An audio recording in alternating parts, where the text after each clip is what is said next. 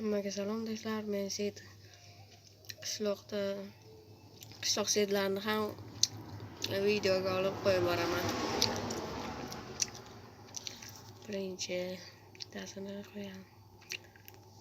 Bittasini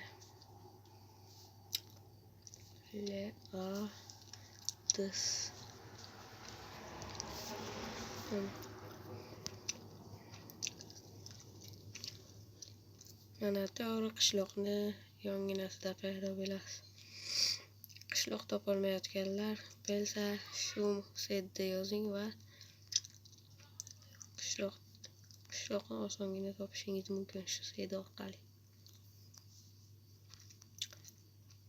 Ikkinchisi o'zi bitta olaman dedim.